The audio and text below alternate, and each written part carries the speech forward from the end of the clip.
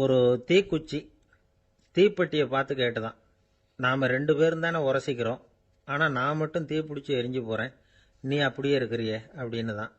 அதுக்கு தீப்பெட்டி சொல்லியிருக்குது, உனக்கு தலையில் கணம் இருக்குது அதனால் அழிஞ்சு போகிற அப்படின்னு தான். எப்படி இருக்கு பாருங்கள் இந்த பதில். தலையில் கணம் உள்ளவங்க யாருமே சரியாக இருக்க முடியாது. எவ்வளவு பெரியவங்களாக இருந்தாலும் சரி, ரொம்ப கஷ்டம்தான் அது. கர்வம்ங்கிறது கூடவே கூடாது. இதை விளக்கறதுக்கு மகான் ஒருத்தர் ஒரு சம்பவத்தை சொல்றார். அர்ஜுனன் தீர்த்த யாத்திரை பண்ணானா. அப்போ தென்னிந்தியாவுக்கு வந்திருக்கிறான். ராமேஸ்வரத்துக்கு போனப்போ அங்கே இலங்கைக்கு கல்லுலாம் அடுக்கி போடப்பட்டிருந்த பாலத்தை பார்த்தானா. ஒரு சின்ன குரங்கு அதுக்கு பக்கத்தில் விளையாடிக்கிட்டு இருந்திருக்கு. அதை பார்த்துட்டு அர்ஜுனன் சிரிச்சிருக்கான். ஏன் சிரிக்கிறேன்னு கேட்டிருக்கு அந்த குரங்கு. ராமன் மிகச்சிறந்த வில் வீரன். அப்படி இருக்கிறப்போ அவன் இலங்கைக்கு அம்புகளாலேயே ஒரு பாலம் கட்டியிருக்கலாம். அதை விட்டுட்டு போயும் உன்ன மாதிரி குரங்குகளை துணையா வச்சுக்கிட்டு இப்படி ஒரு கருங்கல் பாலத்தை கட்டியிருக்கிறானே அப்படின்னு நானா. அம்புகளால் பாலம் கட்ட முடியுமா அப்படின்னு கேட்டுதான் குரங்கு. ஏன் முடியாது, என்னால் முடியுமேன்னு இருக்கான் அர்ஜுனன். அம்பால பாலம் கட்டலாம், இருந்தாலும் என்ன மாதிரி குரங்குகள் ஏறி நடந்தா அது தாங்குமா? அதனால தான் ராமர் கருங்கல் பாலமே கட்டினார் அப்படின்னுது குரங்கு சொல்லிச்சான். அப்படியே சொல்ற, நான் வேணும்னா இப்போ அம்புகளாலேயே ஒரு பாலத்தை கட்டுறேன், நீ அது மேலே ஏறி நடந்து பார். பாலம் விழுந்துட்டுதுன்னா நான் தீ மூட்டி அதில் குதித்து உயிர் தியாகம் பண்ணி விடுறேன் அப்படின்னு நான் ரொம்ப கோபமா. உடனே அந்த சின்ன குரங்கு பெரிய உருவம் எடுத்துட்டு தான் கையில் கதையோடு அர்ஜுனன் முன்னாடி நிற்கிறான் அனுமன்.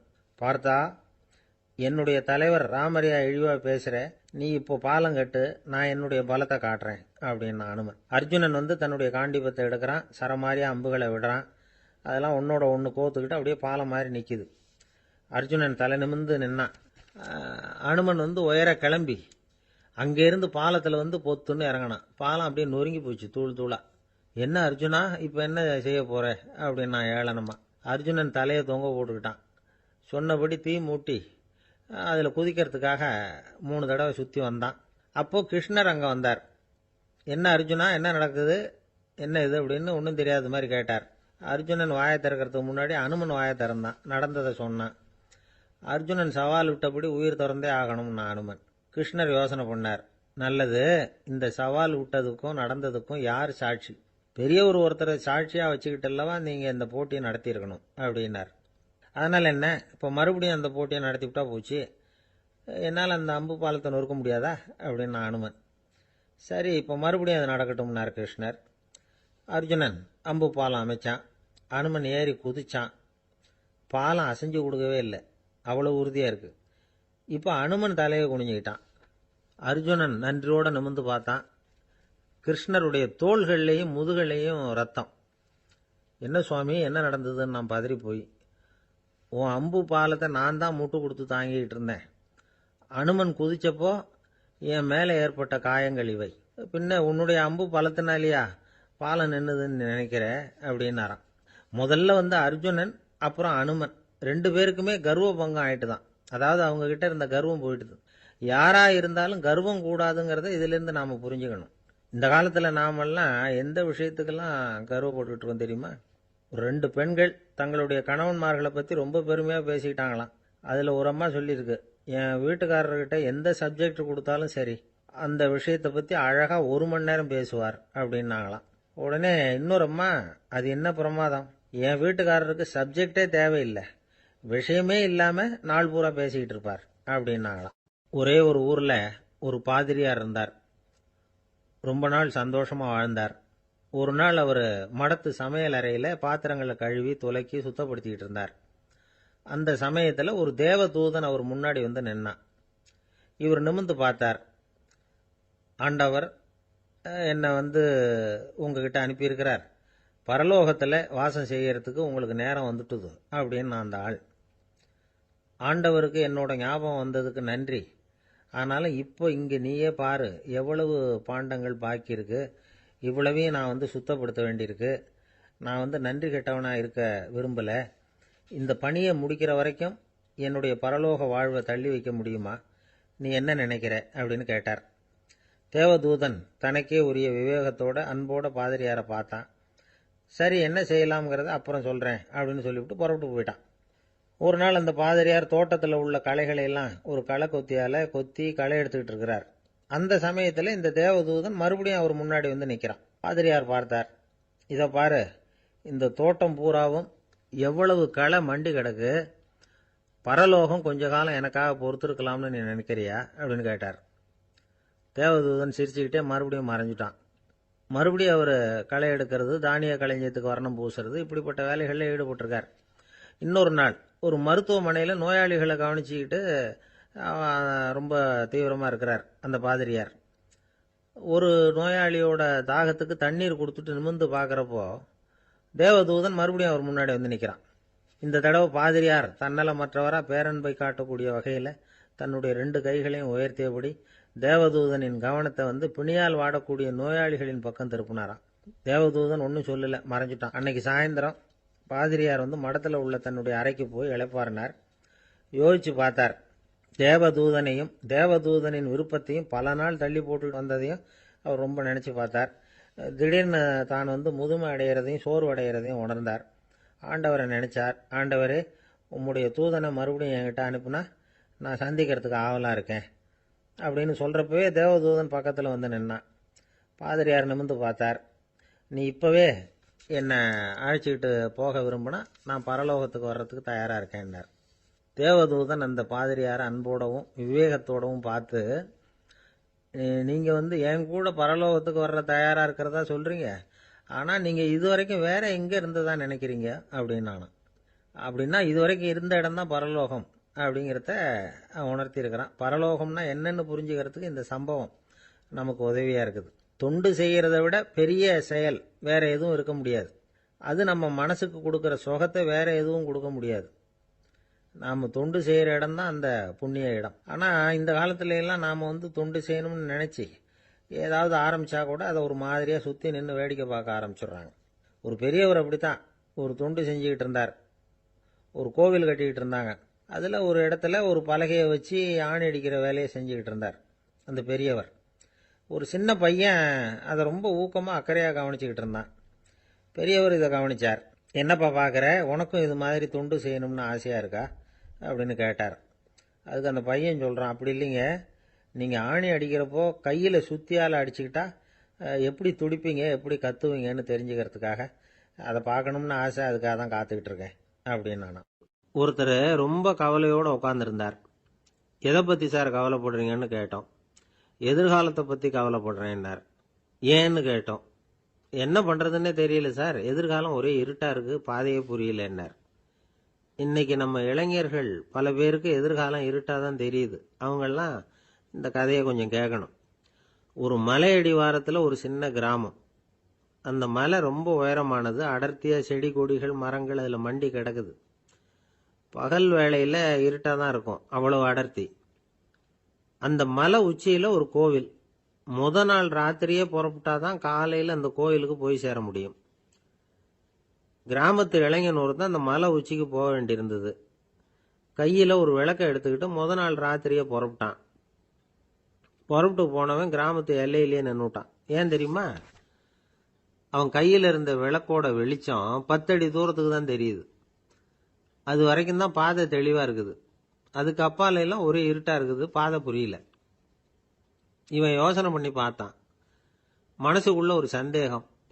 10 அடி தூரம் தானே வெளிச்சம் தெரியுது, அப்படின்னா நாம் 10 அடி தூரம் தானே போக முடியும். அதுக்கும் அந்தாண்ட ஒரே இருட்டாக இருக்குதே, அதில் எப்படி நாம் நடந்து போகிறது? நாம் ரொம்ப தூரம் நடந்து போய் ஆகணுமே. அப்படிப்பட்ட நினப்பெல்லாம் அவனுக்கு வந்துட்டுது. இதுதான் அவன் மனசில் ஏற்பட்ட தயக்கம். இப்படி யோசிச்சுக்கிட்டே அந்த இளம் ஆசாமி புறப்பட்ட இடத்துலயே நின்றுகிட்டு இருக்கிறான். அந்த சமயத்தில் ஒரு வயசான பெரியவர் அந்த பக்கமாக வந்தார். அவர் கையில் இதை விட சின்னதாக ஒரு விளக்கு வச்சிருந்தார். அது எப்படின்னா அது ஒரு 5 அடி தூரத்துக்கு தான் வெளிச்சம் காட்டுது. அவ்வளவு சின்ன விளக்கு. அவரும் மலை உச்சிக்கு போகிறதுக்காக தான் வந்துகிட்டு இருக்கிறார். அவரை பார்த்து இவன் கேட்டான், என்ன பெரியவரே, இவ்வளவு சின்ன விளக்க வச்சுக்கிட்டு அவ்வளவு தூரத்துக்கு எப்படி மலையேற போறீங்க அப்படின்னு கேட்டான். நீ ஏன் இப்படி தயங்கிட்டே நிற்கிறேன்னு கேட்டார் பெரியவர். என்கிட்ட இருக்கிற விளக்கு 10 அடி தூரத்துக்கு தான் பாதையை காட்டுதுன்னா. இப்போ பெரியவர் சொன்னார், தம்பி, உன் கையில் இருக்கிற விளக்கு கொடுக்குற வெளிச்சத்தை வச்சு நீ முதல்ல 10 அடி தூரம் முன்னாடி போ. 10வது அடியில் போய் நின்றுக்கிட்டு பாரு. மறுபடியும் ஒரு 10 அடி தூரத்துக்கு பாதை தெரியும். இப்படி உன் கையில் இருக்கிற விளக்கு தொடர்ந்து வெளிச்சம் காட்டிக்கிட்டே இருக்கும். நீ முன்னேற முன்னேற அந்த வெளிச்சமும் முன்னேறும். அதனால எத்தனை கிலோமீட்டர் தூரம் வேணும்னாலும் நீ இந்த 10 அடி தூரம் வெளிச்சத்தை வச்சுக்கிட்டே நீ போயிடலாம், புறப்படு அப்படின்னார். இப்பதான் அந்த பெரியவர் சொன்னது இளைஞனுக்கு பளிச்சுன்னு புரிஞ்சுதான். உடனே உற்சாகமா புறப்பட்டான், உச்சிக்கு போய் சேர்ந்தான். இந்த கதையிலிருந்து நாம புரிஞ்சுக்க வேண்டியது என்ன தெரியுமா? நீண்ட கால திட்டம் ஒன்று போடும் பொழுது நமக்கு முன்னாடி இருக்கிறத மறந்துட்டு மனசை போட்டு குழப்பிக்க கூடாது. உங்க கையில என்ன இருக்கோ அதுலயே உங்க எதிர்காலம் மறைஞ்சிருக்குது. கண் முன்னாடி தெரியறத வச்சு ஆரம்பிங்க, போக போக வழி தானா புலப்படும் அப்படிங்கிறார் ஒரு பெரியவர். பெரிய பயணங்களை எல்லாம் இப்படிதான் நடத்த வேண்டியிருக்கும். ஒவ்வொரு அடியா எடுத்து வச்சா ஓடி போய் சேர்ந்து விடலாம். மலைச்சு போய் நின்றுட்டா நின்றுகிட்டே இருக்க வேண்டியதுதான். நம்ம ஆள்லாம் ரொம்ப மோசமா இருக்கிறாங்க. ஒருத்தன் அப்படிதான் நீண்ட தூர பிரயாணம் ஒன்று புறப்பட்டான். ரயில் போய்கிட்டே இருந்தது. கொஞ்ச தூரம் போச்சு, பாதி வழியில கையில வச்சிருந்த டிக்கெட்டை காத்துல விட்டுட்டான். ஐயோ, என் டிக்கெட்டு போயிட்டுதே அப்படின்னு கத்த ஆரம்பிச்சுட்டான். பக்கத்துல இருந்த பெரியவர் அவனை பார்த்து பரிதாபப்பட்டு, கவலைப்படாத தம்பி, போனா போகுது, வேற டிக்கெட் வாங்கிக்கலாம் அப்படின்னு ஆறுதல் சொன்னார். அதுக்கு அவன் சொல்றான், சார், நான் அதுக்காக அழல, அந்த டிக்கெட்டு கிடைச்சாதானே நான் எந்த ஊருக்கு போகணுங்கிறது எனக்கு தெரியும் அப்படிங்கிறான். ஒரு குரு, இளம் சீடர்கள் எதிரில் உட்காந்துருக்கிறாங்க. குரு பாடம் நடத்திக்கிட்டு இருக்கிறார். சீடர்களுக்கு ஒரு ஆசை, அதாவது ஒரு முக்கியமான மந்திரத்தை நம்ம குருநாதர்கிட்ட இருந்து கத்துக்கணும் அப்படிங்கிறது அவங்க ஆசை. அது என்ன மந்திரம்னா, இறந்தவரை உயிர்ப்பிக்கக்கூடிய புனித மந்திரம். அதாவது செத்தவங்களுக்கு மீண்டும் உயிர் உண்டாக்குகிற மந்திரம். குருவே, தயவு பண்ணி அந்த மந்திரத்தை எங்களுக்கு உபதேசிக்கணும் அப்படின்னு கேட்டாங்க. அது ரொம்ப ஆபத்தானது, அது என்னத்துக்கு உங்களுக்கு வேண்டாமேன்னாராம் குரு. எங்களுடைய நம்பிக்கை உறுதிப்படுறதுக்காகத்தான் கேட்குறோம், வேற ஒன்றும் இல்லை அப்படின்னாங்களாம் சீடர்கள். பக்குவப்படாத அறிவுங்கிறது ரொம்ப ஆபத்தானது அப்படின்னாராம் குரு. இது சீடர்களுக்கு புரியல. அது எப்படிங்க பக்குவப்படாத அறிவு ஆபத்தானதுன்னு சொல்றீங்க, அப்படின்னா என்ன அப்படின்னு கேட்டிருக்காங்க சீடர்கள். குரு அதுக்கு விளக்கம் கொடுத்தாராம். அந்த மந்திரத்தை எப்போ பயன்படுத்தணுங்கிறது முக்கியம். அதை அறியக்கூடிய ஞானம் ஏற்படுகிற வரைக்கும் அதை தெரிஞ்சுக்காம இருக்கிறது தான் நல்லது, இல்லைன்னா ஆபத்துன்னாராம். ஆனா அந்த சீடர்கள் அதை கேட்குற மாதிரி இல்லை, ரொம்ப பிடிவாதம் பண்ண ஆரம்பிச்சுட்டாங்க. சரி வாங்க சொல்றேன்னார் குரு. எல்லாரும் வந்தாங்க. அந்த புனித மந்திரத்தை அவங்களுக்கு ரகசியமா உபதேசம் பண்ணார். உபதேசம் பண்ணிவிட்டு அவங்களுக்கு எச்சரிக்கையும் கொடுத்தார். இந்த மந்திரத்தை நல்லா ஆராய்ச்சி பார்த்ததுக்கு அப்புறம் தான் உச்சரிக்கணும், அவசரப்பட்டு எதுவும் செஞ்சிடக்கூடாது அப்படின்னு ஒரு தடவைக்கு பல தடவை எச்சரிக்கை கொடுத்தார். சரின்னு சொல்லிவிட்டு அவங்கெல்லாம் மந்திரத்தை கற்றுக்கிட்டு எழுந்திரிச்சு போயிட்டாங்க. ஒரு நாள் அந்த சீடர்கள் எல்லாம் மணற்பாங்கான இடத்துல அப்படியே நடந்து போயிட்டு இருக்கிறாங்க. ஒரு பாலைவன பகுதி மாதிரி ஒரு இடம். அங்க ஒரு இடத்துல எலும்புகள் குவியலா கிடந்தது. உடனே இந்த சீடர்கள் முன்ன பின்ன யோசிக்காம, தியானமும் பண்ணாம, அந்த மந்திரத்தோட பயனை சோதிச்சு பார்க்கணும் அப்படின்னு நினைச்சுக்கிட்டு அந்த மந்திரத்தை உச்சரிக்க ஆரம்பிச்சிட்டாங்க. அவ்வளவுதான். உடனே என்னாச்சு தெரியுமா? அந்த எலும்புகள் எல்லாம் ஓநாய்களா மாறி அவங்கள துரத்த ஆரம்பிச்சுட்டுது. சீடர்கள் எல்லாம் தலைதெறிக்க ஓட ஆரம்பிச்சுட்டாங்க. ஓநாய்களும் விடல, அவங்கள துரத்தி பிடிச்சி கடிச்சு கொதற ஆரம்பிச்சுட்டுது. அப்பதான் அந்த சீடர்களுக்கு குரு சொன்ன அறிவுரையோட அர்த்தம் புரிஞ்சுது. பக்குவப்படாத அறிவு ஆபத்தானது அப்படிங்கிறது. அதனால இதுல இருந்து நாம தெரிஞ்சுக்க வேண்டியது என்னன்னா, நாம நம்ம அறிவை வளர்த்துக்கிட்டா மட்டும் போதாது, அந்த அறிவை எப்போ எப்படி பயன்படுத்தணும் அப்படிங்கிற பக்குவமும் நமக்கு வரணும். அப்பதான் வாழ்க்கை நல்லபடியா அமையும், இல்லைன்னா இடைஞ்சல் தான். இந்த காலத்துல சில சின்ன பிள்ளைங்களுக்கே அறிவு ரொம்ப பக்குவப்பட்டிருக்குங்கிறத உணர முடியுது. ஒரு சின்ன பையன் பள்ளிக்கூடத்தில் மார்க் லிஸ்ட் கொடுத்தாங்க, வாங்கிக்கிட்டு அவசரமா வீட்டுக்கு ஓடினான். எதிரில் வந்த ஒருத்தர் கேட்டார், என்ன அவசரம், ஏன் இப்படி வேகமா ஓடுறேன்னார். எங்க அம்மா கிட்ட அடி வாங்கணும், அதுக்காக தான் ஓடுறேன்னா. அடி வாங்கறதுக்கா இவ்வளவு அவசரம்னார் அவரு. அப்படி இல்லைங்க, நான் போறதுக்குள்ள எங்க அப்பா வீட்டுக்கு வந்துட்டாருன்னா அவர்கிட்ட அடி வாங்க வேண்டியிருக்கும், அதை அவாய்ட் பண்றதுக்காக இப்படி ஓடுறேன் அப்படின்னு அந்த பையன். ஒரு ஊர்ல ஒரு ஞானி இருக்கிறார், ரொம்ப பெரிய ஞானி, ரொம்ப வயசாயிட்டுது. கடைசி காலத்துல அவர்கிட்ட சில பேர் வந்தாங்க. உங்க குரு யார் அப்படின்னு கேட்டாங்க. அவர் நிமிர்ந்து பார்த்தார். எனக்கு ஆயிரக்கணக்கான குருமார்கள் உண்டு, அவங்க பேரெல்லாம் சொல்லணும்னா இந்த காலம் பத்தாது, ஆனா முக்கியமான ஒரு 3 பேரை பத்தி மட்டும் உங்களுக்கு சொல்றேன் அப்படின்னாராம். அப்புறம் சொன்னார், அந்த 3 பேர்ல ஒருத்தன் ஒரு திருடன். ஒரு சமயம் ஒரு பாலைவனம் வழியா நான் போய்கிட்டு இருந்தேன். அப்போ வழி தவறி போய் ஒரு கிராமத்துக்கு போயிட்டேன். அது இருட்டு நேரம். நடுராத்திரி, ஊரே உறங்கி போச்சு. அந்த நேரத்தில் ஒரு ஆள் மட்டும் ஒரு வீட்டு சுவத்தில் ஏதோ பண்ணி உள்ளே நுழையறதுக்கு முயற்சி பண்ணிட்டு இருக்கிறான். அவங்கிட்ட போய் நான் இன்னைக்கு இங்கே எங்கே தங்க முடியும் அப்படின்னு கேட்டேன். அதுக்கு அவன், இந்த ராத்திரி வேளையில் அது ரொம்ப சிரமம், ஒரு திருடனோட உங்களால் தங்க முடியும்னா நீங்கள் என்னோட தங்கலாம் அப்படின்னா. நான் அவங்க கூட 1 மாதம் தங்கியிருந்தேன். ஒவ்வொரு நாள் ராத்திரியும் இப்போ நான் என்னுடைய வேலைக்கு போகிறேன், நீங்கள் ஓய்வு எடுத்துக்கோங்க அப்படின்னு சொல்லிவிட்டு போவான். அவன் திரும்பி வந்த உடனே உனக்கு ஏதாவது கிடைச்சிதான்னு நான் கேட்பேன். அதுக்கு அவன், இன்னைக்கு ராத்திரி ஒன்றும் இல்லை, நாளைக்கு மறுபடியும் முயற்சி பண்ணுவேன் அப்படின்பா. எப்பவும் அவன் நம்பிக்கை இழந்ததே கிடையாது, எப்பவும் சந்தோஷமாகவே இருப்பான். நானும் ரொம்ப காலமாக தியானம் பண்ணிக்கிட்டே இருந்தேன், ஒன்றுமே நடக்கலை. ஆனால் நான் என்ன பண்ணேன் தெரியுமா? மனசு வருத்தப்படும், நம்பிக்கை இழந்துருவேன். அப்போல்லாம் அந்த திருடனுடைய விடாமுயற்சி தான் ஞாபகத்துக்கு வரும். அதனால் அந்த திருடன் எனக்கு ஒரு குரு. என்னுடைய 2வது குரு யாருன்னா அது ஒரு நாய். இது எப்படின்னா, ஒரு சமயம் எனக்கு ரொம்ப தாகமாக இருந்தது. ஒரு நதியை நோக்கி போய்கிட்டு இருந்தேன். அப்போ ஒரு நாயும் வந்தது. அதுக்கும் தாகம். ஓடி வந்து ஆற்றை பார்த்தது. அதோட நிழல் வந்து ஆற்றுல தெரிஞ்சது. அதை பார்த்ததும் பயந்துட்டுது. அதாவது அது தன்னுடைய சொந்த உருவத்தையே கண்டு பயந்தது. அதை பார்த்து குறைக்குது, திரும்பி ஓடிச்சு. ஆனால் அதுக்கு தாகம் அதிகமாக இருந்ததுனால அது மறுபடியும் திரும்பி வந்தது. பார்த்தா மறுபடியும் தண்ணியில் நாயோட உருவம் தெரியுது. இப்படி சில தடவை பண்ணிச்சு. இருந்தாலும் கடைசியில் தண்ணியில் குதிச்சுட்டுது துணிஞ்சி. இப்படி குதித்த உடனே அதோட உருவமும் மறைஞ்சுட்டுது. இதை பார்த்தேன். நான் என்ன புரிஞ்சுக்கிட்டேன்னா, எவ்வளவுதான் பயம் இருந்தால் கூட ஒருத்தன் தைரியமாக காரியத்தில் இறங்கணும் அப்படிங்கிறத புரிஞ்சுக்கிட்டேன். இந்த போதனை அந்த நாய்கிட்ட இருந்து எனக்கு கிடைச்சிது. இது ஒன்று. அடுத்தது என்னுடைய 3வது குரு யாருன்னா அது ஒரு சின்ன குழந்தை. நான் ஒரு சமயம் ஒரு நகரத்துக்கு போனேன். அங்கே ஒரு குழந்தை எரிகிற மெழுகுவத்தி ஒன்று எடுத்துக்கிட்டு வந்தது. நான் அந்த குழந்தைய பார்த்து வேடிக்கையாக கேட்டேன், ஏன் பாப்பா, இந்த மெழுகுவத்தியை நீயாவே கொளுத்துனியா அப்படின்னு கேட்டேன். ஆமான்னுது அந்த குழந்தை. சரி, இந்த மெழுகுவத்தி முன்னாடி எரியாமல் இருந்தது, இப்போ எரியுது. இந்த மெழுகுவத்திக்கு வெளிச்சம் எங்கேருந்து வந்தது, அதை எனக்கு காட்ட முடியுமா அப்படின்னு கேட்டேன் அந்த குழந்தைகிட்ட. இதுக்கு அந்த குழந்தை சிரிச்சுக்கிட்டு அந்த மெழுகுவத்தியை ஊதி அணைச்சுட்டுது. அதுக்கப்புறம் என்னை பார்த்து கேட்டுது, இப்போ இந்த மெழுகுவத்தியின் வெளிச்சம் போனதை பார்த்தீங்க இல்லையா, அது எங்கே போச்சுன்னு எனக்கு சொல்லுங்க அப்படின்னுது. அந்த குழந்தை இப்படி கேட்டதும் என்கிட்ட இருந்த ஆணவம் அழிஞ்சுட்டுது.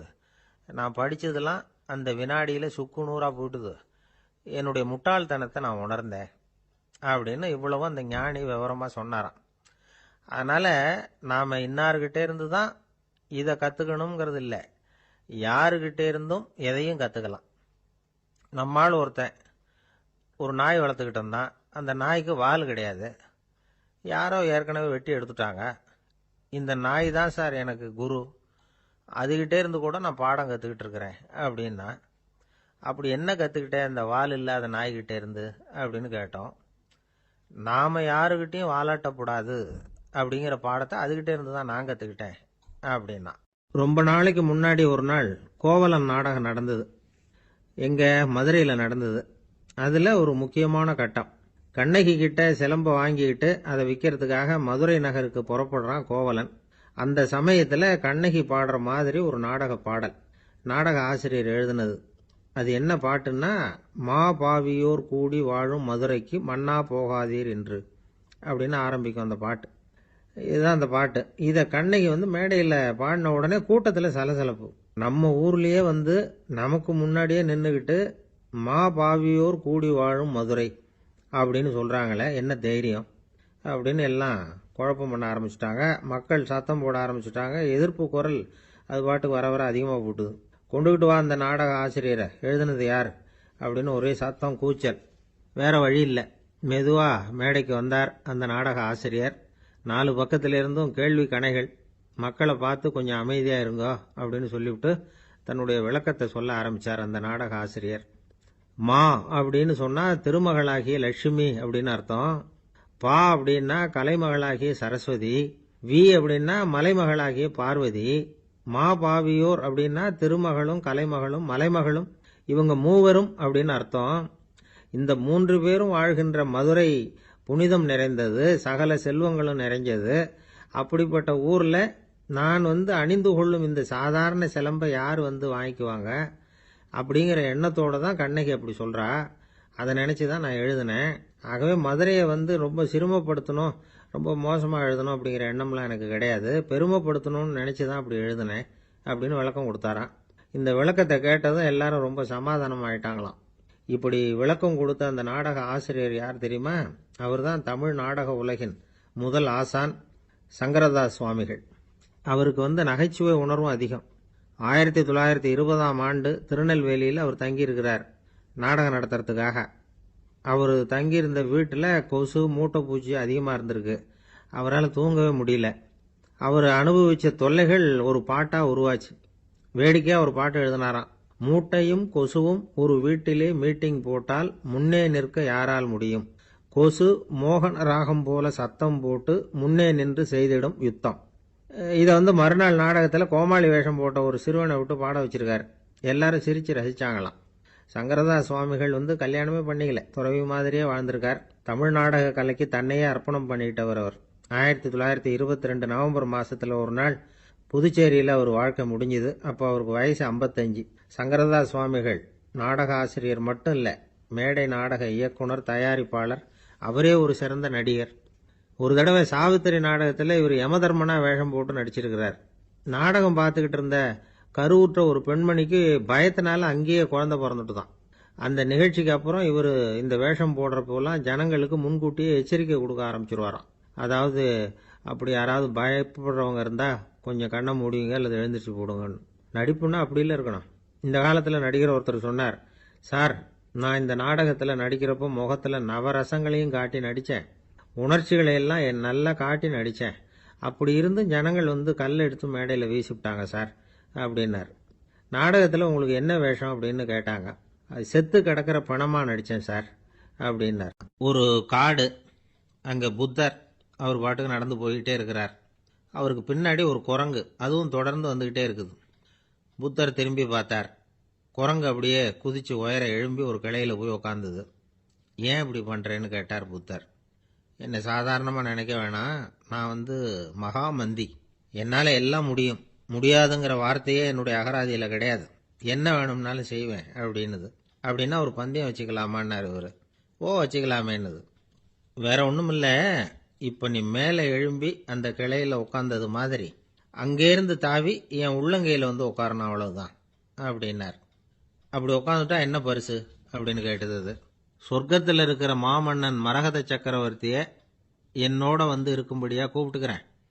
அந்த சமயத்தில் அவருடைய அரியணை அங்கே காலியாயிடும், நீ அதில் போய் உட்காந்துக்கலாம். பந்தயத்தில் தோத்துட்டா ஒரு கல்ப காலம் இந்த பூமியில் வாழ வேண்டியிருக்கும், அதுக்கு பிறகுதான் என்கிட்ட வர முடியும், என்ன சொல்ற அப்படின்னார். குரங்குக்கு தாவறது ஒரு பெரிய காரியமா? இது எனக்கு ரொம்ப சாதாரண விஷயம், என்ன இப்பவே தாவட்டுமா அப்படின்னுது. சரின்னு சொல்லி உள்ளங்கையை நீட்டினார். அவருடைய கை தாமரை இலை அளவுக்கு அப்படியே விரிஞ்சுது. குரங்கு சௌரியமா உட்கார்றதுக்காக. குரங்கு தாவறதுக்கு தயாராச்சு. அதுக்கு முன்னாடி ஒரு சின்ன யோசனை அதுக்கு.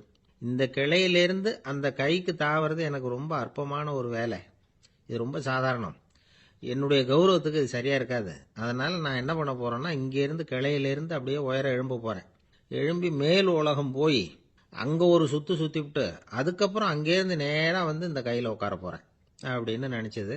என்ன யோசிக்கிற அப்படின்னார் புத்தர். ஒன்றும் இல்லை, இந்த பாயிரம் பார் அப்படின்னு சொல்லி தாவி உயர போயிட்டுது. கொஞ்ச நேரத்தில் வான உலகத்துக்கே போய் சேர்ந்துட்டுது. அங்கே போய் பார்த்தா அங்கே ஒரு 5 பளிங்கு தூண்கள் இளம் சிவப்பு நிறத்தில் நின்றுக்கிட்டு இருக்குது.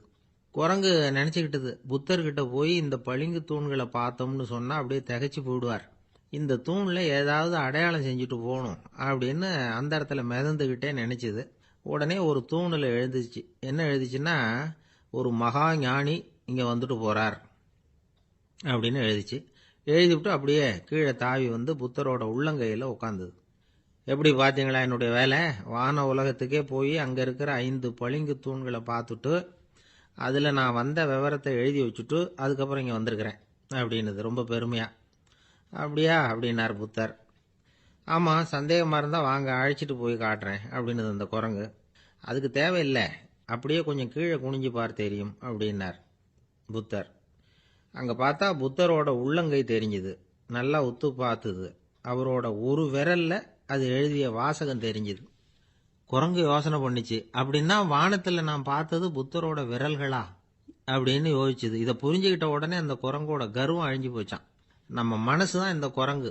மனம்ங்கிறதும் ஆணவம்ங்கிறதும் ஒரு நாணயத்தின் 2 பக்கங்கள். மனம் உள்ளவரை ஆணவமும் இருக்கும். மனம் அழிஞ்சாதான் ஆணவம் அழியும். மனம் அழிய வேண்டும் அப்படின்னு பெரியவங்க சொல்றது இந்த அர்த்தத்தில் தான். நம்ம ஆளுங்க சவால் விடுறதெல்லாம் வேற மாதிரி. ஒருத்தன் ஒரு வாய்க்காலை தாண்டுறேன்னு பந்தயம் கட்டி தாண்ட முடியாம வாய்க்காலில் விழுந்து காலை உடச்சிக்கிட்டு கட்டு போட்டுக்கிட்டு வந்தான். ஏண்டா அப்படின்னு கேட்டாங்க. நான் பந்தயம் கட்டின நேரம் சரியில்லை அப்படின்னா. எப்படிறான்னு கேட்டிருக்காங்க. வாய்க்காலில் தண்ணி இருக்கிற நேரமாக பார்த்து பந்தயம் கட்டியிருக்கணும் அப்படின்னானா. நம்பிக்கை இல்லைன்னா இந்த உலகத்தில் நாம் நடமாடவே முடியாது. அவநம்பிக்கையோடு இருந்துக்கிட்டு இருந்தா என்னைக்கும் அவஸ்தை தான். நாம் நம்புறது நடக்குதோ இல்லையோ அது வேற விஷயம். ஆனால் எதையும் நம்பி தான் நாம் அடி வைக்க வேண்டியிருக்கு. வேற ஒன்றும் வேணாம். ஒரு லாட்ரி சீட்டு வாங்குகிறோம். அது எங்கே நமக்கு விழப்போகுது அப்படிங்கிற அவநம்பிக்கையோடவா வாங்குகிறோம்? பரிசு நமக்கு தான் அப்படிங்கிற நம்பிக்கை உள்ளூர இருக்கிறதுனால தான் அதை வாங்குகிறோம். இருந்தாலும் முடிவு வேற மாதிரி ஆயிடுது. அதுக்காக மனசு சோர்ந்து போகிறதில்ல. அடுத்த மாதமும் சீட்டு வாங்குகிறோம். இந்த நம்பிக்கை தான் மனித வாழ்க்கைக்கு ஆதாரம். ஒரு கடையில் போய் டீ சாப்பிட்றீங்க. அந்த டீ நல்ல டீ தானா, அதில் விஷம் கலந்துருக்குமா அப்படிங்கிற சந்தேகம் வந்துட்டுதுன்னு வச்சுங்க. அதுக்கப்புறம் அதை எப்படி நீங்கள் சாப்பிட முடியும்? நம்பி தான் சாப்பிட்ணும்.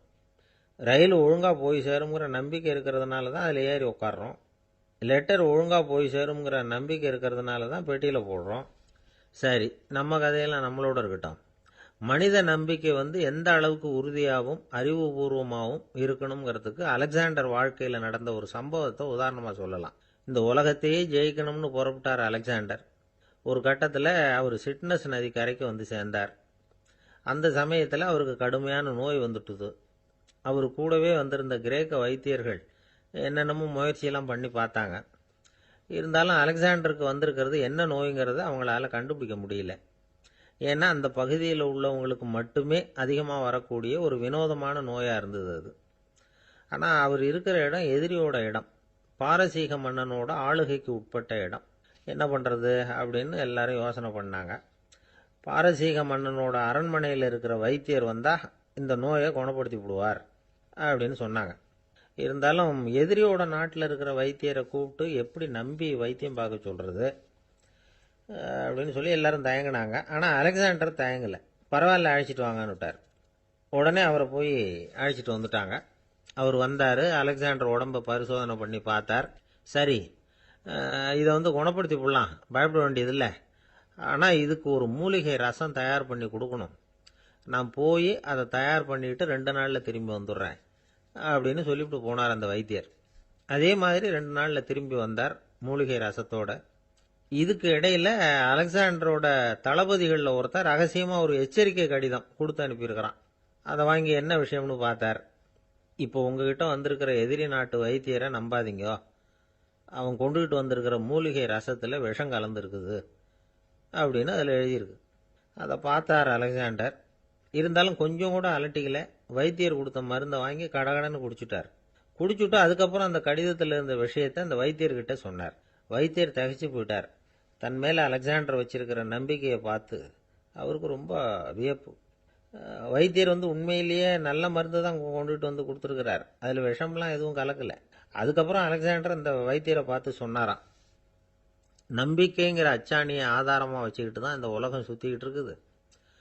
எனக்கு எதிரியாக இருந்தாலும் பாரசீக மன்னர் ரொம்ப பெரியவர். அப்பேற்பட்ட மன்னருடைய அரண்மனை வைத்தியர் தொழில் நேர்மை இல்லாதவராக இருக்க முடியாது, இருக்க மாட்டார். அப்படி இருந்தால் அவரை அரண்மனை வைத்தியராக வச்சிருக்கவே மாட்டாங்க அப்படின்னு நம்பினேன். என்னுடைய நம்பிக்கை வீண் போகலை அப்படின்னாராம். இதுதான் மானுட நம்பிக்கைங்கிறது. இந்த காலத்துலேயும் இது மாதிரி இந்த மானுட நம்பிக்கையை ரொம்பவும் சாமர்த்தியமாக கையாளுகிற கெட்டிக்காரங்க சில பேர் இருக்கிறாங்க. ஒரு இந்த காலத்து குரு, அவருக்கு ஒரு சிஷ்யன். குரு முன்னாடி அந்த சிஷ்யன் ரொம்ப பணிவாக நின்று, குருவே, உங்கள் கையால் விஷத்தை கொடுத்தாலும் அதை வாங்கி மடமடன்னு குடிச்சிருவேன் அப்படின்னா. உன்னுடைய குரு பக்தியை மெச்சினேன் அப்படின்னார் குரு. அதுக்கு அந்த சிஷ்யன், அப்படி இல்லை குருவே, உங்ககிட்ட சிஷ்யனாக இருக்கிறத விட உங்கள் கையால் விஷத்தை வாங்கி குடிச்சு விடுறது ரொம்ப நல்லது, அதனால தான் அப்படி சொன்னேன் அப்படின்னா. ஒரு அம்மா, அவங்களுக்கு 35 வயசு இருக்கும். குடும்பத்தில் எந்த கஷ்டமும் இல்லை, இருந்தாலும் காரணம் இல்லாமல் பிள்ளைங்க பேரில் கோவப்படுறது, எரிஞ்சு விழுறது அவங்க வழக்கம். பிள்ளைங்க அழும், உடனே அவங்க மனசும் சங்கடப்படும். இன்னொரு அம்மா நல்ல வேலையில் இருக்கிறவங்க, வாரத்துக்கு ஒரு தடவையாவது தலைவலி வந்துடும். இவங்களுக்கெல்லாம் உடம்புல எந்த கோளாறும் இல்லை, மனசு மட்டும் சரியாக இருக்காது. தூக்க மாத்திரை கையில் வச்சுருப்பாங்க. 30-35 வயசுடைய பெண்களுக்கு சர்வசாதாரணமாக காணப்படுகிற மனக்கோளாறு இது. இதுக்கு பேர் மனவாட்டம், டிப்ரெஷன், மனமடிவு அப்படின்னு சொல்லலாம். இந்த நோய்க்கு அறிகுறி என்ன தெரியுமா? மனசில் வருத்தமான உணர்வு இருக்கும், அடிக்கடி அழலாம் போல தோணும். முன்னால எல்லாம் எந்தெந்த செயலில் ஆர்வம் இருந்ததோ அதெல்லாம் குறைஞ்சிரும், அல்லது சுத்தமாகவே ஆர்வம் இல்லாமல் போயிடும். சில பெண்கள் இளம் வயசில் பக்கத்தில் இருக்கிறவங்க கிட்ட கலகலப்பாக பேசுவாங்க, வீட்டை அலங்கரிக்கிறதுல ஆர்வம் இருக்கும். இப்போ அதுல எல்லாம் ஆர்வம் இல்லாமல் போயிடும். எந்த வேலை செஞ்சாலும் சீக்கிரம் களைப்பு அடைஞ்சுடுறது மாதிரி ஆகிடும். நமக்கு யாருமே உதவியா இல்லை, நம்ம எல்லாரும் கை விட்டுட்டாங்க போல இருக்குதே அப்படிங்கிற உணர்வுலாம் உண்டாகும். தன்னைத்தானே குறை சொல்லிக்குவாங்க, நாம் தப்பு பண்ணிவிட்டோம் போல இருக்குதே அப்படின்னு தோணும். குற்றம் பண்ணிட்டதா நினச்சி கஷ்டப்படுவாங்க. பசி இருக்காது, தூக்கத்தில் தொந்தரவு இருக்கும், அடிக்கடி செத்து போடலாங்கிற உணர்வு வரும், தற்கொலை பண்ணிக்கலாங்கிற எண்ணம் உண்டாகும். சில பேர் தற்கொலை முயற்சியில் கூட ஈடுபடுவாங்க. சில பேருக்கு பலவிதமான உடல் வலிகள் இருக்கும், பலவீனம் இருக்கும், சீக்கிரமாக களைப்படைஞ்சு போடுவாங்க. இதெல்லாம் மனவாட்ட நோய்க்கான தன்மைகள். இந்த மனவாட்டம், அதாவது டிப்ரெஷனை 2 வகையாக பிரிக்கலாமா. ஒன்று தானாக உண்டாக்கிக்கிறது, இன்னொன்று எதிர் விளைவை உண்டு பண்ணுகிற அல்லது நரம்பு சம்பந்தப்பட்ட டிப்ரெஷன். தானாக உண்டாக்கிக்கிற மனவாட்ட நோய் இருக்கு பாருங்க, அதுக்கு ஏதாவது சூழ்நிலை காரணமாக இருக்கலாம், அல்லது இல்லாமலும் போகலாம். மூளையில் டொப்பாமைன் அல்லது செரட்டோனின் இதோட அளவு குறையும் பொழுது இந்த டிப்ரெஷன் உண்டாகுது. இதுக்கு ஓரளவு பிறவி காரணங்கள் கூட இருக்கலாம், குடும்பத்தில் வேற சிலருக்கும் வரலாம்.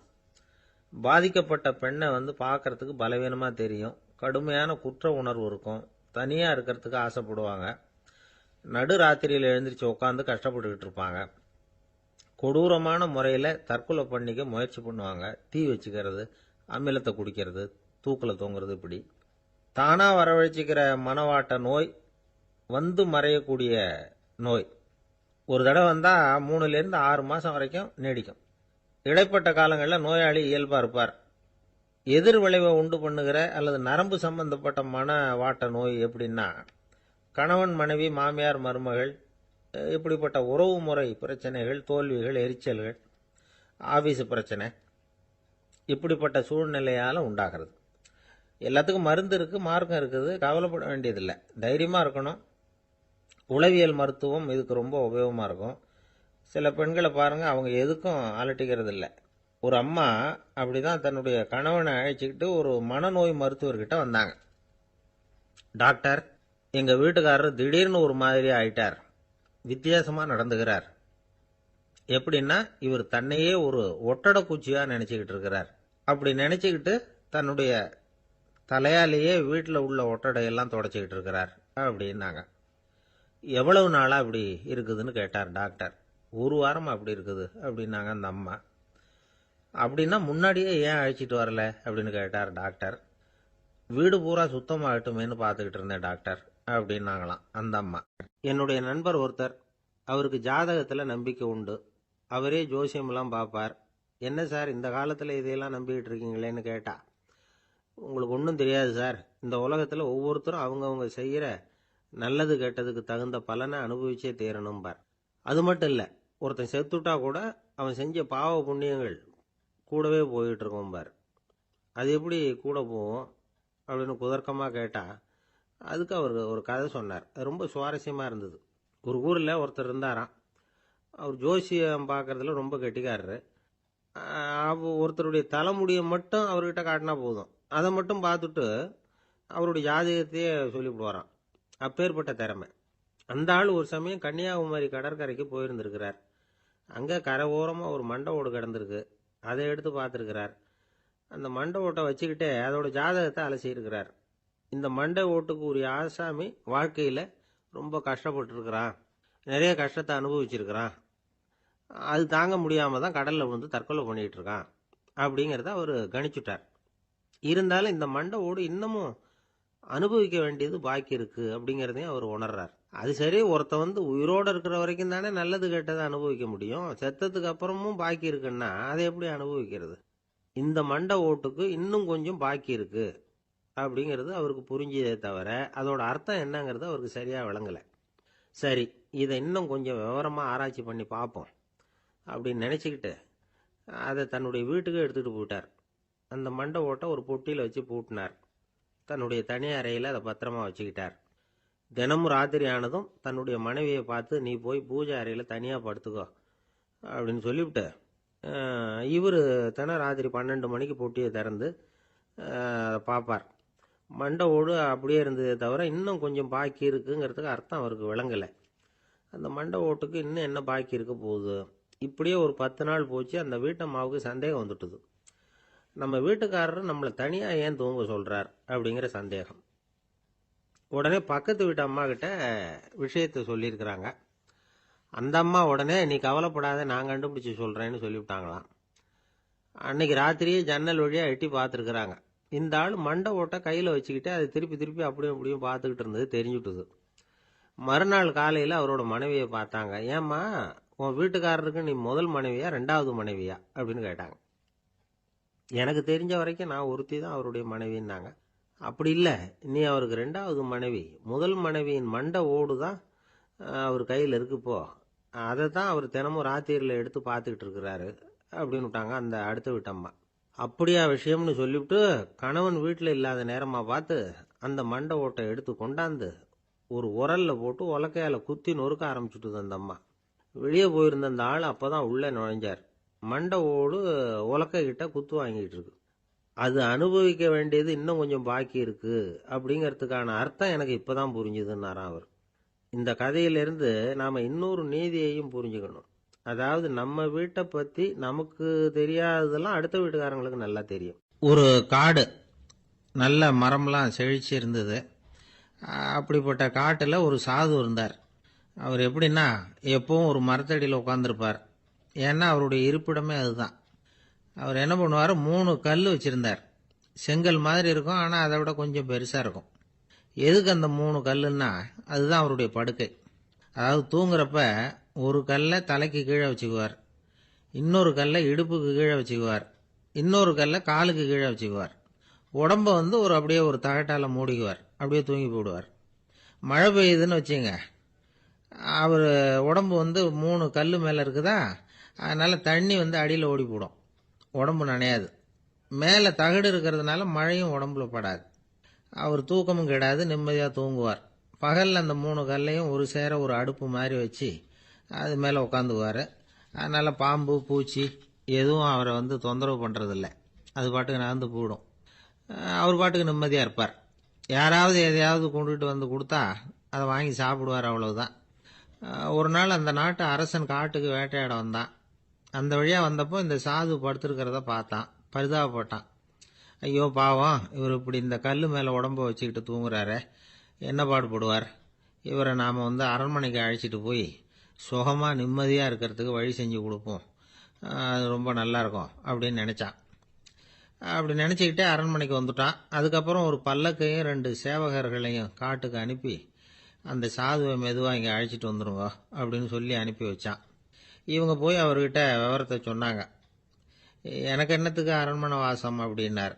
இருந்தாலும் மன்னர் உத்தரவு, நீங்கள் அவசியம் வரணும் அப்படின்னாங்க இவங்க.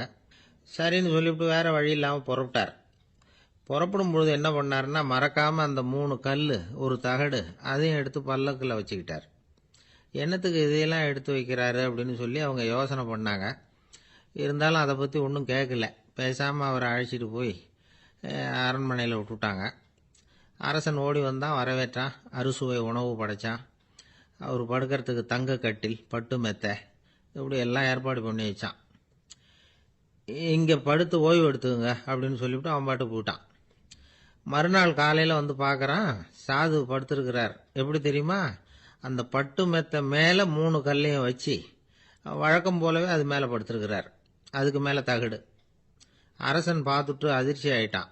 என்ன சுவாமி இப்படி அப்படின்னா, சாது சொன்னார், எனக்கு தேவையும் இல்லை குறையும் இல்லை, எல்லா இடத்துலையும் எனக்கு ஒரே மகிழ்ச்சி தான் அப்படின்னார். மகிழ்ச்சிங்கிறது தங்க கட்டிலேயோ பட்டு மெத்தையிலேயோ இல்லை, அது மனசில் இருக்கிற ஒரு விஷயம். உண்மையான மகிழ்ச்சிக்கு வழி மனப்பக்குவம் அப்படிங்கிறது அந்த அரசனுக்கு புரிஞ்சுதான். இந்த காலத்தில் ஒரு சாமியார், அவரை தேடி ஒரு சீடன் வந்தான். என்னாச்சு தெரியுமா சுவாமி, எனக்கு நிம்மதி வேணும், அதுக்கு என்ன வழின்னு கேட்டான். சாமியார் நிமிர்ந்து பார்த்தார். அப்புறம் சொன்னார், நீ ஏகப்பட்ட பேர்கிட்ட கடன் வாங்கியிருக்கிற, அதையெல்லாம் திருப்பி கொடுத்தாதான் உனக்கு நிம்மதி கிடைக்கும்னார். இவனுக்கு ஆச்சரியம். அது எப்படி சாமி, அவ்வளவு கரெக்டாக நான் கடன் வாங்கினதை கண்டுபிடிச்சிங்க அப்படின்னா. உனக்கு கடன் கொடுத்து சாமியாராக போனதே நான் தான்ப்பா, அதனால தான் இந்த கதிக்கு வந்தேன். என்கிட்டயே நிம்மதிக்கு வழி கேட்குறிய, அதுதான்டா வேதனை அப்படின்னாராம் அவர். ஒரு ஊரில் ஒரு ஆள் இருந்தான். அவனுக்கு ஒரே ஒரு மகள். அவளை நல்ல இடத்துல கட்டி கொடுக்கணும்னு ஆசைப்பட்டான். அதுக்காக மாப்பிள்ளை தேடிக்கிட்டு இருந்தான். அவன் கொஞ்சம் வசதியான ஆள், அதனால் நிறைய பேர் வந்தாங்க. இருந்தாலும் ஒரு நல்ல குணமுள்ள மாப்பிள்ளையாக இருக்கணும் அவன் எதிர்பார்த்தான். அப்படி இருக்கணும்னு தொடர்ந்து முயற்சி பண்ணான். கடைசியாக ஒரு 3 பேர் கிடைச்சாங்க. அந்த 3 பேரில் யாரை தேர்ந்தெடுக்கிறது, இதுதான் அவனுக்கு வந்த குழப்பம். இந்த நிலைமையில் ஒரு பெரியவரை தேடி போனான். அவர்கிட்ட தன்னுடைய பிரச்சனையை சொன்னான். அவர் கொஞ்சம் யோசனை பண்ணார். அதுக்கப்புறம் 3 பேரையும் கூப்பிட்டார். இதோ பாருங்கப்பா, உங்கள் 3 பேருக்கும் 3 மாத கால அவகாசம் தர்றேன். நீங்கள் இப்போ போகலாம், 3 மாதம் கழித்து திரும்பி வரலாம். அப்படி வரும்பொழுது இந்த 3 மாத காலத்தில் நீங்கள் செஞ்ச நல்ல காரியம் ஏதாவது ஒன்று சொல்லணும். அதை வச்சு உங்களில் ஒருத்தரை நாங்கள் தேர்ந்தெடுத்துக்கிறோம் அப்படின்னு சொன்னாராம். 3 பேரும் சரின்னு சொல்லிவிட்டு திரும்பி போயிட்டாங்க. 3 மாதம் ஆச்சு. அதுக்கப்புறம் ஒரு நாள் திரும்பி வந்தாங்க. அவர் அவங்கள கூப்பிட்டு உட்கார வச்சார். அப்புறம் கேட்டார், இப்போ சொல்லுங்கள், இந்த 3 மாத காலத்தில் நீங்கள் செஞ்சிருக்கிற ஏதாவது ஒரு நல்ல காரியத்தை சொல்லுங்க அப்படின்னார். முதல்ல ஒருத்தன் எழுந்திருச்சு நின்னான். ஐயா, எங்கள் அப்பா இறந்த பிறகு அவரோட கணக்கு வழக்குகளை எடுத்து பார்த்துக்கிட்டு இருந்தேன். அவர் ஒரு வியாபாரிகிட்ட 10,000 ரூபா கடன் வாங்கியிருக்கிறதாக எழுதியிருந்தார். அந்த வியாபாரியும் இப்போ உயிரோட இல்லை. இருந்தாலும் அந்த வியாபாரியோட மகனை தேடி கண்டுபிடிச்சேன். கணக்கு புத்தகத்தை காட்டினேன். எங்கள் அப்பா உங்கள் அப்பா கிட்ட 10,000 ரூபா கடன் வாங்கியிருக்கிறதாக இதை எழுதியிருக்கிறார். அதனால் அதை திருப்பி கொடுக்கறதுக்காக வந்திருக்கிறேன், இந்தாங்க அந்த பணம் அப்படின்னு சொல்லி கொடுத்துட்டு வந்துட்டேன் அப்படின்னு நானும். இதை பெரியவர் கவனமாக கேட்டுக்கிட்டார். அதுக்கப்புறம் 2வது இளைஞன் எழுந்திருச்சான். ஐயா, நான் போன மாதம் ஒரு நாள் ராத்திரி வேளையில் ஒரு காட்டுப்பாதை வழியாக எங்கள் ஊருக்கு போய்கிட்டு இருந்தேன். அந்த சமயத்தில் அந்த வழியாக வந்துக்கிட்டு இருந்த ஒரு வழிப்போக்கர்கிட்ட 4-5 திருடர்கள் வம்பு வளர்த்து அவர்கிட்ட இருந்த பொருளை எல்லாம் கொள்ளையடிச்சிக்கிட்டு இருந்தாங்க. நான் உடனே ஒரு குச்சியை எடுத்துகிட்டு ஓடினேன். அந்த திருடர்களை அடித்து விரட்டினேன். பொருளை எல்லாம் மீட்டு அந்த வழிப்போக்கர்கிட்ட ஒப்படைச்சேன். அவரை பத்திரமா அழைச்சிட்டு போய் அவர் வீட்டில் விட்டுட்டு வந்தேன் அப்படின்னு நானும். இதையும் பெரியவர் கவனமாக கேட்டுக்கிட்டார்.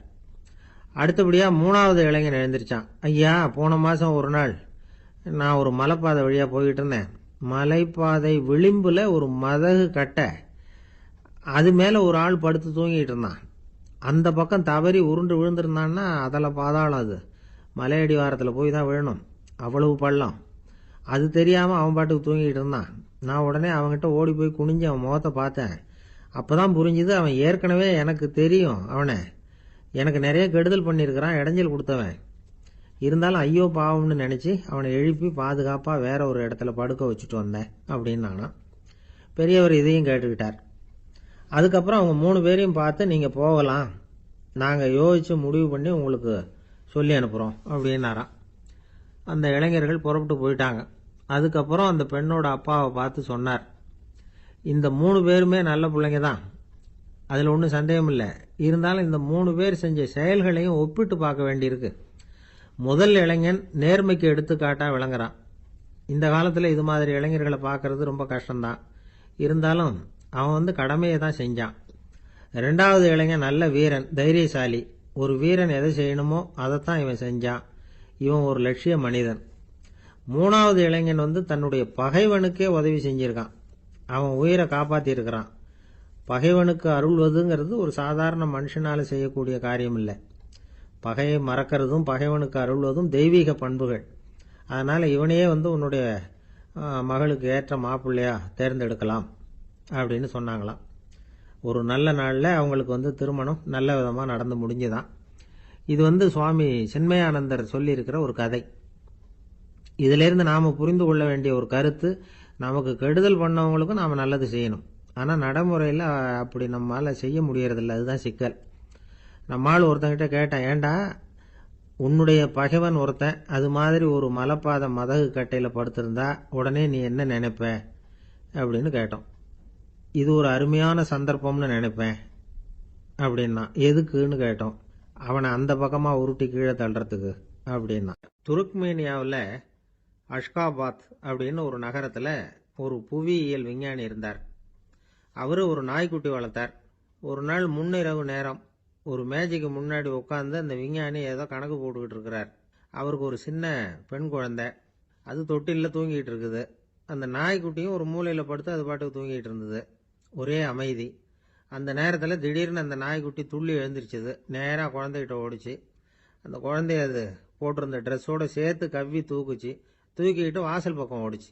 நாய்க்குட்டி குழந்தைய கவ்வி தூக்க முடியுமாங்கிற சந்தேகம் உங்களுக்கு இல்லையா? நீங்கள் நம்ம ஊர் நாய்க்குட்டியவே பார்த்து பழக்கப்பட்டிருக்கீங்க. அதனால் நம்புறதுக்கு சிரமமாக இருக்கும்.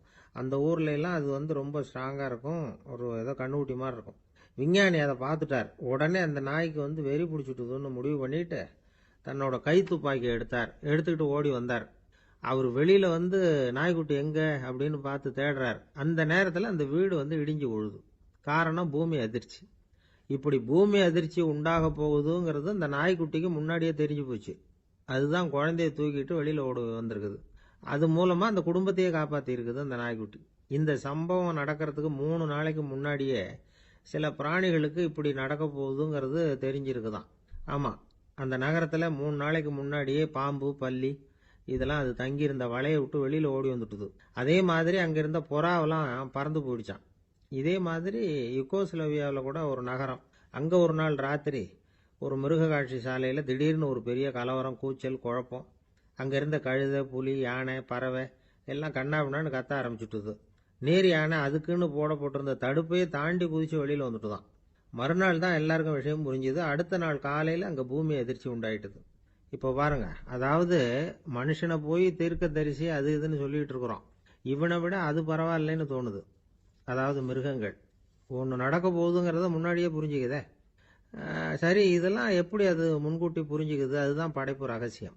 அதை கண்டுபிடிக்கிறதுக்கு தான் மனுஷன் ஆராய்ச்சி பண்ணிட்டு இருக்கிறான். விஞ்ஞானிகளோட ஆராய்ச்சியெல்லாம் ஒரு பக்கம் இருக்கட்டும், வீட்டுக்குள்ளேயே சில ஆராய்ச்சி பண்ணி பாருங்களேன். இப்போ சில யோசனை சொல்லி அதை சோதனை பண்ணி பாருங்க அப்படின்னு ஒருத்தர் சொன்னாராம். அதாவது இப்போ மழை வருமா வராதா அப்படின்னு தெரிஞ்சுக்கணுமா, உடனே ஒரு பூனைக்குட்டி பின்னாடியே மெதுவாக போய் அது என்ன செய்யுதுன்னு கவனித்து பார்க்கணும். பூனைக்குட்டி தன்னோட பாதத்தினால சுகத்தில் அப்படி கீறிக்கிட்டு இருக்கும். அப்படி கீறினா கண்டிப்பாக மழை வரும். சில சமயம் பூனைக்குட்டி அப்படியே மல்லாந்து படுத்துக்கிட்டு பாதத்தை உயர தூக்கும், அப்படியும் இப்படியும் புரளும்.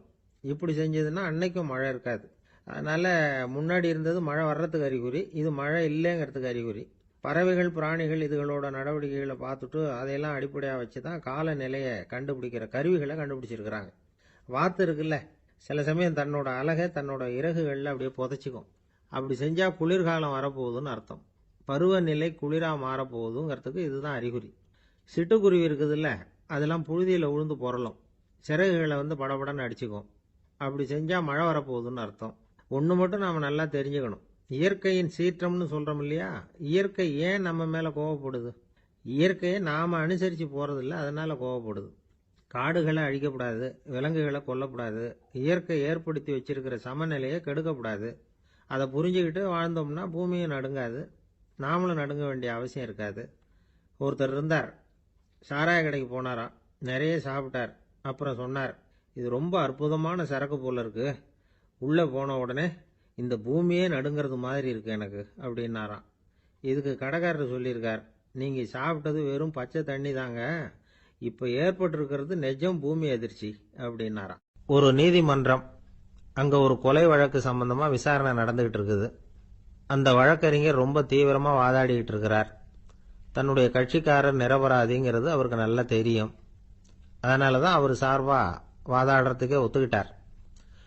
அப்படி அவர் மும்முரமாக வாதாடிக்கிட்டு இருக்கிற சமயத்தில் அவசரமாக தந்தி ஒன்று சேர்ந்தது. அதை வாங்கி படித்து பார்த்தார். அதுக்கப்புறம் அதை மடித்து தன்னுடைய கோட்டு பையில் வச்சுக்கிட்டு தொடர்ந்து வாதாட ஆரம்பிச்சிட்டார். பேசி முடித்தார். அதுக்கப்புறம் அங்கே கோர்ட்டில் இருந்த சக வக்கீல்கள் அவர்கிட்ட வந்தாங்க. தந்தி ஒன்று வந்ததே, என்ன விஷயம் அப்படின்னு விசாரிச்சாங்களாம். அப்போ அவர் சொல்லியிருக்கிறார், ஊர்ல சிகிச்சைக்காக போயிருந்த என்னுடைய மனைவி இறந்து போனதா தந்தி வந்திருக்குது அப்படின்னாராம். மற்ற வக்கீல்களுக்கு அதிர்ச்சி. என்னங்க இது, மனைவி இறந்ததை விட கேஸ் முக்கியமா உங்களுக்கு அப்படின்னு கேட்டிருக்கிறாங்க. இறந்து போன என் மனைவி மறுபடியும் திரும்பி வர போறதில்ல. ஆனா என்னுடைய கட்சிக்காரர் ஒரு கொலை வழக்கில் மாட்டிக்கிட்டார். அவரோ நிரபராதி. அவர் உசுரை நான் காப்பாற்ற வேணாமா? இதுதான் என்னுடைய கடமை அப்படின்னாராம். இப்படி இவர் சொன்னது எல்லாரும் அப்படியே திகைச்சு போய் நின்னுட்டாங்களாம். சரி, கடமைக்கு முக்கியத்துவம் கொடுத்த அந்த வழக்கறிஞர் யார் தெரியுமா? அவர் தான் இரும்பு மனிதர் சர்தார் வல்லபாய் பட்டேல். குஜராத் மாநிலத்தில் 1875 அக்டோபர் 31 அன்றைக்கு ஜாவேரி பாய் அப்படிங்கிறவருக்கு 4வது பிள்ளையா அவர் பிறந்தாராம். இந்த ஜாவேரி பாய் யார் தெரியுமா? ஜான்சி ராணி லட்சுமி பாய் போர் படையில ஒரு வீரரா பணிபுரிஞ்சவர். இளம் வயசுல வல்லபாய் படேல் ரொம்ப சிரமப்பட்டு படிச்சிருக்கார். விடாமுயற்சி வெற்றியை கொடுத்தது. கல்லூரியிலையும் காலடி வச்சார். அதுக்கப்புறம் வக்கீல் பட்டத்தையும் வாங்கினார். பிரிட்டிஷ் ஆட்சி நடந்துகிட்டு இருந்த சமயம் குஜராத்தை சேர்ந்த பர்டோலி தாலுகாவில் விவசாயிகள் மேல அரசாங்கம் திடீர்னு நில வரியை வசதி விட்டுதான். ஏழை விவசாயிகள் ரொம்ப கஷ்டப்பட்டிருக்காங்க. அரசாங்கம் வரி செலுத்தாத விவசாயிகளின் நிலங்களை எல்லாம் ஜப்தி செஞ்சுதான். அரசாங்கத்தை எதிர்க்கிறவங்களையெல்லாம் கைது பண்ணி சிறையில் அடைச்சுட்டாங்களாம். சில பேர் வீடு வாசல் ஆடு மாட்டையெல்லாம் விற்று கூட வரி கட்ட வேண்டிய நிலைமைக்கு ஆளாயிட்டாங்க. வழக்கறிஞர் வல்லபாய் படேல் நில வரியை உடனே ரத்து பண்ணணும் அப்படின்னு பம்பாய் கவர்னருக்கு ஒரு கடிதம் எழுதினார். எந்த பலனும் இல்லை. உடனே எல்லா விவசாயிகளையும் அணி திரட்டினார். அதுக்கு தானே தலைமை தாங்கினார். சத்தியாகிரகம் நடத்தினார். அந்த பகுதியில் எந்த வேலையும் நடக்கல. வேற வழி இல்லை. ஆட்சியாளர்கள் உடனே வரியை ரத்து பண்ணாங்க. சிறையில் இருந்தவங்களெல்லாம் வெளில விட்டாங்க. 1928 ஆகஸ்ட் 6 சர்க்காருக்கும் விவசாயிகளுக்கும் இடையில ஒரு உடன்பாடு ஏற்பட்டது. அதுக்கப்புறம் தான் நிலைமை சரியா போச்சான். வல்லபாய் படேலின் பொது சேவையை பாராட்டின பொதுமக்கள் அவருக்கு சர்தார் அப்படிங்கிற பட்டத்தை கொடுத்தாங்களாம். சர்தார்னா தலைவர் அல்லது தளபதினு அர்த்தம். இரும்பு மனிதர்னு இவருக்கு பேரு. இருந்தாலும் நகைச்சுவை உணர்வும் இவருக்கு நிறைய உண்டு. ஒரு தடவை ஒரு பத்திரிகை நிருபர் வந்திருக்கார். சர்தார் பட்டேல் கிட்ட அவருக்கு பிடிச்ச பண்பாடு கலாச்சாரம் எது அப்படின்னு கேட்கணும்னு ஆசை. அதனால அவரை பார்த்து கேட்டாராம், ஏங்க உங்களுக்கு பிடிச்ச கல்ச்சர் எது அப்படின்னு கேட்டிருக்கார். இதுக்கு சர்தார் பட்டேல் சொன்ன பதில் என்ன தெரியுமா? எனக்கு பிடிச்ச கல்ச்சர் அக்ரிகல்ச்சர் அப்படின்னு. காதுங்கிறது எப்பவும் திறந்தே இருக்கக்கூடிய ஒன்று தானே. சில பேர் பேசிக்கிட்டே இருப்பாங்க, நாமும் கேட்டுக்கிட்டே தான் இருப்போம். அவர் என்ன சொன்னாரு திருப்பி சொல்லு அப்படின்னு சொன்னா சொல்ல தெரியாது. காது சரியா கேட்டாலும் நாம பேசுறத மற்றவங்க சரியா கேட்கறாங்களா அப்படிங்கிறது சந்தேகம்தான். இந்த சந்தர்ப்பத்தில் ஒரு உண்மையை நாம புரிஞ்சுக்கணும். அதாவது என்னன்னா, கேட்பதுங்கிறது வேற, கவனிக்கிறதுங்கிறது வேற. அதாவது கேட்கறதுன்னா அது ஹியரிங், கவனிக்கிறது அப்படின்னா அது லிசனிங். கேட்கறதுங்கிறது தன்னிச்சையா நடக்கக்கூடிய ஒரு செயல். இப்போ ஒரு சாலையில நடந்து போயிட்டு இருக்கிறோம். எவ்வளவோ சத்தம் நம்ம காதல விழுந்துகிட்டு இருக்கு. கார் போற சத்தம் கேட்குது, பறவை ஒரு மரத்துல இருந்து கத்துது, அந்த சத்தம் கேட்குது. இப்படி நிறைய காதல விழுந்துகிட்டு இருக்கு. ஆனா கவனிக்கிறதுங்கிறது எப்படின்னா, நம்ம முழு மனசை செலுத்தி உன்னிப்பா கேட்கறது. எத்தனையோ சத்தத்துக்கு நடுவுல தன்னுடைய குழந்தை அழற சத்தத்தை தாய் தெரிஞ்சுக்க முடியுது இல்லையா? அது மாதிரி விவரம் தெரிஞ்சவங்க எல்லாம் என்ன சொல்றாங்கன்னா, கவனித்தல் அதாவது லிசனிங் அப்படிங்கிற செயல்ல 3 அம்சங்கள் இருக்கிறதாக சொல்றாங்க. அது என்ன 3 அம்சங்கள் அப்படின்னா, முதல்ல காதால கேட்கறது, இது முதல் அம்சம். ரெண்டாவது என்னன்னா கேட்டதை புரிஞ்சுக்கிறது. மூணாவது என்னன்னா என்ன புரிஞ்சுக்கிட்டோம்ங்கிறத தெரிவிக்கிறது, ஃபீட்பேக் அப்படின்னு சொல்றமே. அது ஒரு ஆசிரியர் வகுப்புல பாடம் நடத்திக்கிட்டு இருக்கிறார். வெறுமனே கேட்கிற குழந்தை ஒரு காதால வாங்கி இன்னொரு காதால விட்டுடும். அதாவது கேட்கிற குழந்தை அப்படி செய்யும். ஆனா கவனிக்கிற குழந்தை கேட்டதை புரிஞ்சுக்கும். என்ன புரிஞ்சுக்கிட்டேன்னு கேட்டா பதில் சொல்லும். இதுதான் கேட்கறதுக்கும் கவனிக்கிறதுக்கும் உள்ள வித்தியாசம். ஒரு புள்ளி விவர கணக்கு என்ன சொல்லுது தெரியுமா? ஒரு மனிதன் எழுதுறது மூலமா 6% அறிவை பெருக்கிக்கிறானா. எழுதுறது மூலமா. படிக்கிறது மூலமா 19% அறிவை பெருக்கிக்கிறானா. பேசுறது மூலமா 30% அறிவை பெருக்கிக் கொள்ளுகிறான் அப்படின்னு சொல்றாங்க. ஆனா பாருங்க, கவனிக்கிறது மூலமா 45% அறிவை பெருக்கிக் கொள்ளுகிறான் அப்படிங்கிறது புள்ளி விவரம். அதனால கற்றலின் கேட்டல் நன்று அப்படின்னு சொல்றாங்க இல்லையா, அது இதுதான். அதனால கவனிக்கிறது மூலமா அதிக அறிவை நாம பெருக்கிக் கொள்ள முடியும். கேள்வி ஞானம் தான் ரொம்ப சிறந்தது அப்படிங்கிறார் வள்ளுவர். அதாவது கவனிச்சு கேட்கணும், அதுதான் முக்கியம். மற்றவங்க சொல்றத நல்லா கவனிக்க முடியாதபடிக்கு நாமே சில தடைகளை ஏற்படுத்திக்கிறோம், அல்லது நம்ம அறியாமலே அப்படி ஒரு தடை உண்டாயிடுது. அந்த தடைகளை தாண்டணும் அல்லது தகர்த்து எறியணும் அப்படிங்கிறது பெரியவர்கள் சொல்லுகிற யோசனை. அது என்ன தடைகள் அப்படின்னா, நமக்கு தெரியாத இவர் என்ன சொல்லிட போறார் அப்படிங்கிற நினைப்பு, இது ஒரு தடை. சொல்லி முடிக்கிறதுக்கு முன்னாடியே குறுக்க பேசுறது, மனசு அங்கேயும் இங்கேயும் அலையிறது, இதெல்லாம் தான் தடைகள். ஆசிரியர் பாடம் நடத்துறார் அப்படின்னா மாணவர்கள் அக்கறையா கவனிக்கணும், அப்பதான் பரீட்சையில பாஸ் ஆக முடியும். வீட்டுக்குள்ள கணவன் சொல்றத மனைவி கவனிச்சு கேட்கணும், மனைவி சொல்றத கணவன் கவனிச்சு கேட்கணும், இல்லைன்னா குழப்பமாயிடும். ஒரு அம்மா கோயிலுக்கு போனாங்க, சேலையில ஒரு முடிச்சு போட்டிருந்தாங்க. எதுக்கு சேலையில முடிச்சு போட்டு வச்சிருக்கிறீங்க அப்படின்னு கேட்டாங்க. எங்க வீட்டுக்காரர் ஒரு கடிதத்தை மறக்காம தபால் போட்டியில போட்டுணும்னு சொன்னார், ஞாபகத்துக்காக முடிச்சு போட்டு வச்சிருக்கிறேன் அப்படின்னாங்க. கடிதத்தை பெட்டியில போட்டுட்டீங்களா அப்படின்னு கேட்டாங்க. அது எப்படிங்க முடியும், அவர் கடிதத்தை என்கிட்ட கொடுக்க மறந்துட்டாரே அப்படின்னாங்களாம். அதனால மறக்கப்படாதுன்னு நினைச்சுக்கிட்டே மறந்து விடுறது, இப்படி ஒரு வாழ்க்கை.